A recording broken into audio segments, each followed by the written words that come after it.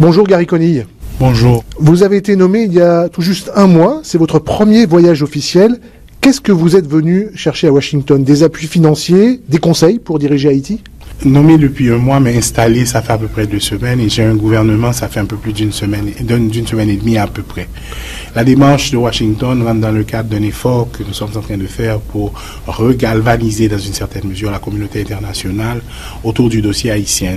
Pour rappeler la situation d'Haïti, où 80% du territoire de la zone métropolitaine est contrôlé par le gang, où la moitié de la population est en insuffisance alimentaire, où nous avons des problèmes qui sont très très sérieux. Donc ça fait partie de la démarche que nous sommes en train d'entreprendre pour nous assurer que la communauté internationale continue à nous accompagner. Vous avez promis que l'État haïtien reprendrait le contrôle des quartiers occupés par les gangs avec l'appui de la mission internationale de soutien à la police nationale haïtienne. Il y a un premier contingent de policiers kényans qui est arrivé la semaine dernière à Port-au-Prince. Combien sont-ils à ce jour sur le sol haïtien? Il y a à peu près 200, un peu plus que 200 dans le premier contingent, et on s'attend à ce que dans les prochaines semaines, ce chiffre augmente de manière significative. Oui, car 2500 policiers de la force internationale doivent arriver à terme. Quand est-ce qu'elle sera au complet? C'est un processus qui est en cours. Je préfère ne pas parler de date exacte, mais ce que je peux vous dire, c'est que les partenaires haïtiens sont très engagés et ils sont en train de prendre toutes les dispositions pour que ça se fasse le plus rapidement que possible. Oui, il y a des problèmes logistiques, des problèmes de logement notamment pour ces policiers kényans. Ce genre d'opération en général, il y a toujours énormément de choses que nous devons résoudre, mais ce que moi j'ai vu et ce qu'on a compris dans les conversations que nous avons avec nos partenaires, c'est qu'ils comprennent bien l'urgence et ils sont très engagés à pouvoir offrir le support et l'appui qu'il faut pour que ça se concrétise. Pour l'heure, ces policiers kényans notamment font quelques patrouilles, mais il n'y a pas d'opération d'envergure. Quand est-ce que cette force va commencer réellement à remplir ses missions? La mission de cette force est évidemment d'accompagner la police nationale qui n'a jamais cessé de faire des opérations. Donc le lead dans la reprise de ces territoires qui sont aujourd'hui occupés par les gangs, ça sera toujours la police et l'armée d'Haïti. Donc c'est nous qui allons décider à quel moment, dans quel contexte et comment cet accompagnement sera nécessaire ou à une valeur ajoutée. Évidemment, nous allons discuter avec eux pour voir comment est-ce qu'ils vont pouvoir nous aider. 2500 hommes pour appuyer une police qui est en sous-effectif. En face, on estime qu'il y a plusieurs milliers de membres des gangs. Est-ce que c'est suffisamment dimensionné? Je pense qu'il y a 3 considérations. La première, c'est que la sécurité, c'est pas seulement une affaire de police, c'est une intervention qui doit être beaucoup plus complète, et le succès de l'opération ne peut que se matérialiser. La pérennité de l'intervention ne pourra se matérialiser que lorsqu'on aura pleinement réconcilié la police avec la communauté. Donc nous, quand on envisage les efforts que nous sommes en train d'entreprendre, on a cette vision-là. Il nous faut vraiment renforcer la capacité de notre police, et ce que ces contingents nous permettent de faire, c'est de nous appuyer en même temps que nous sommes en train de renforcer nos effectifs. On vient de graduer 455 policiers des forces spécialisées. On va continuer à le faire de manière systématique. Donc, c'est pas une fin, l'accompagnement de la mission. C'est surtout, si vous voulez, un accompagnement bien spécifique et limité dans le temps, on l'espère, qui nous donne l'espace qu'il nous faut pour renforcer nos propres capacités. Est-ce que cette lenteur relative du déploiement de la mission internationale de soutien, est-ce que cette lenteur permet aux gangs de s'adapter, de voir comment s'adapter à la force qui va leur être opposée, tout simplement? Comme je vous disais tout à l'heure, la police nationale d'Haïti n'a jamais cessé de faire des interventions, n'a jamais cessé de protéger la population, évidemment avec les limitations que vous connaissez. Et donc, en ce sens, probablement, oui, je présume que les gangs sont en train de se positionner, mais ça, je ne sais pas. Hein. Mais ce que je veux dire pour sûr, c'est que quel que soit ce qu'ils sont en train de faire, je vous assure que dans un délai pas trop lointain, l'État reprendra le contrôle de tout le territoire national.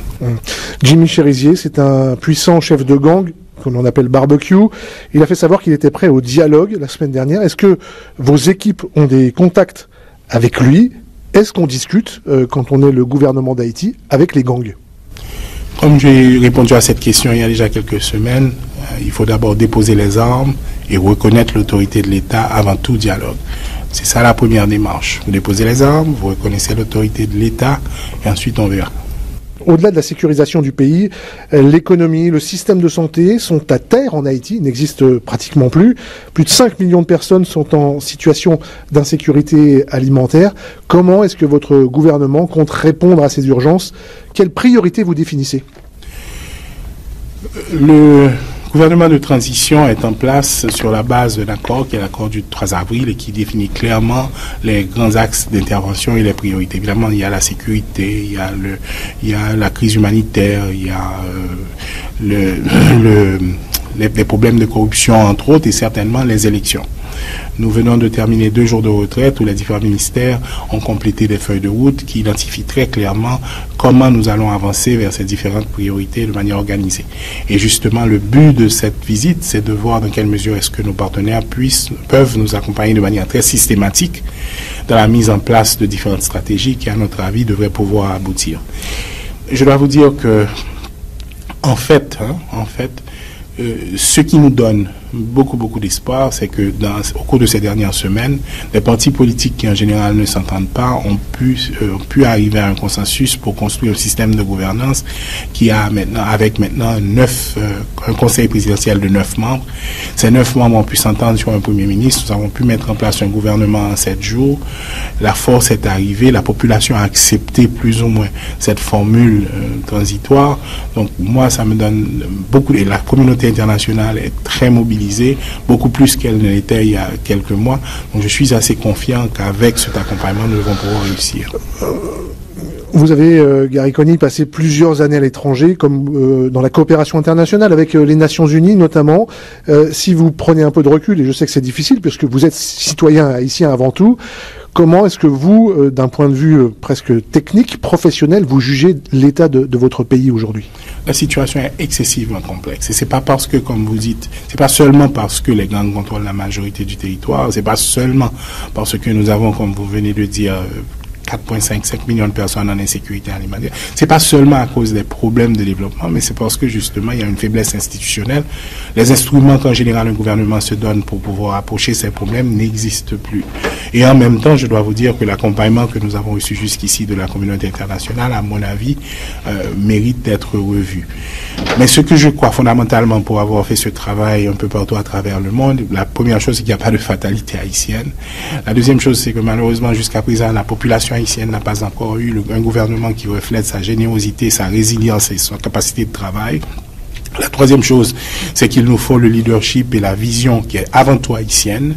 Et la quatrième chose, c'est qu'il faut un accompagnement qui est beaucoup plus durable et qui nous amène à terme jusqu'à la résolution de nos problèmes, ce qu'on n'a jamais eu jusqu'à présent. Est-ce que vous allez pouvoir tenir le délai d'organisation d'élections d'ici à 2025, alors qu'il n'y en a pas eu depuis 2016 en Haïti?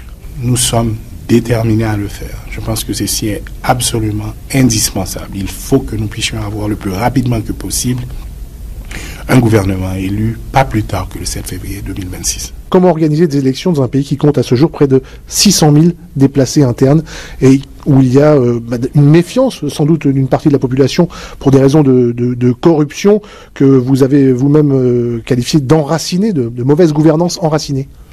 La première chose, c'est qu'il faut rétablir la confiance de la population dans ces institutions et la capacité de cette transition à pouvoir effectivement créer un environnement qui lui permette d'aller valablement vers les élections, ce que nous croyons pouvoir faire. Nous avons pu mobiliser des hommes et des femmes qui sont connus pour leur intégrité, pour leur capacité de travailler, pour leur professionnalisme et pour leurs compétences. Et nous allons continuer à le faire avec le CEP, nous sommes en train de travailler avec le partenaire et nous allons avoir un régime aussi, une conversation constante avec la population, énormément de transparence, on lui dira exactement ce qu'on peut et ce qu'on ne peut pas faire et on espère l'impliquer de manière constante dans ce qu'on est en train de faire et on espère que c'est comme ça qu'on va pouvoir arriver à terme. Gary Coney, merci. Merci à vous.